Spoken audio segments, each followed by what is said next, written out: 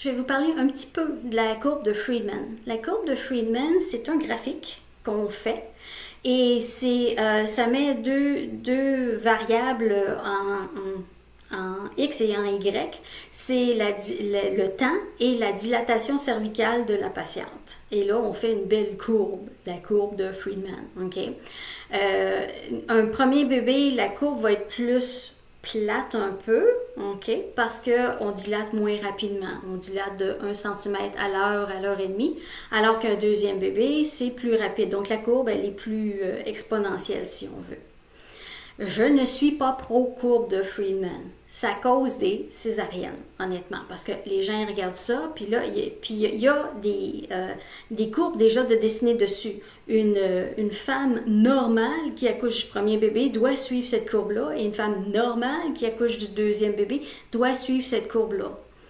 C'est aussi ridicule que de dire le marathon de Boston, je ne sais pas combien il y a de milliers de personnes, tout le monde va finir en même temps.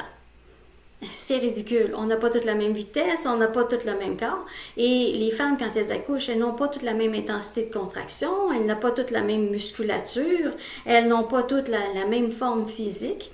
Donc, de mettre des petits points sur un graphique et de dire, oh, là, tu ne suis plus la courbe normale, donc il faut faire une césarienne, c'est très malhonnête. Et il y en a beaucoup qui ont eu une césarienne, souvent premier bébé, pour dire c'est un échec de progression. Qui veut être un échec? Premièrement, des étiquettes comme ça, on aimerait ça et on les rejette dans le co-hypnovie. Vous n'êtes pas un échec de progression, vous n'êtes pas un échec.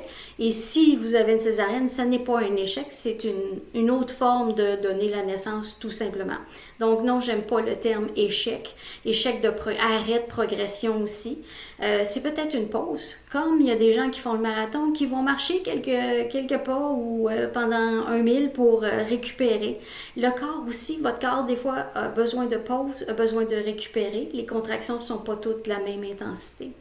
Donc, et si vous regardez honnêtement ma courbe de Friedman, quand j'ai accouché de mes enfants, ça prendrait une deuxième feuille parce que j'ai toujours dépassé, j'ai toujours fait ça en 24, 48, pas 24, 48 heures, 24, 27 heures, c'est mon rythme à moi, je suis pas vite, qu'est-ce que vous voulez, et j'accouchais toujours 5-6 jours en retard, encore là, biologiquement, c'était quand j'étais prête. Donc, ne pas se focusser non plus. Et savoir aussi que la date prévue d'accouchement, ça devrait être une date suggérée d'accouchement parce qu'il y a juste 4% des femmes qui accouchent à leur date. OK? Et là, il y a beaucoup d'inductions. Donc, ce que je vous dis, ça tient même plus la route parce qu'il y a tellement d'interventions que... Mais si on touchait à rien, là, il y aurait 4% des femmes qui accoucheraient à la date calculée. Il y en a 90% qui accoucheraient dans une semaine avant et une semaine après. Donc là, on vient de ramasser pas mal de monde.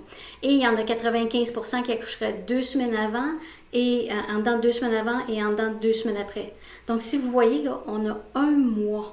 C'est plus une date d'accouchement, c'est un mois d'accouchement, OK? C'est pour ça qu'il faut être patient. C'est pour ça qu'il ne faut pas dire annoncer à tout le monde. Moi j'annonçais toujours 3-4 jours plus tard, puis je savais que j'allais être 3-4 jours plus tard, donc les gens ne m'appelaient pas pour dire « T'as pas accouché?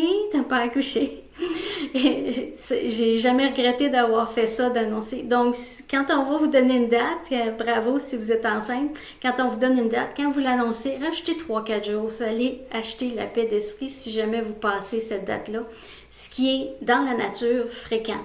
Okay? Comme je dis actuellement, il y a tellement d'interventions, de provoquer le travail, d'induction, tout ça, qu'on perd le naturel. Mais le naturel serait qu'il y en a beaucoup qui iraient plus loin que la date prévue d'accouchement. Donc, à la prochaine capsule.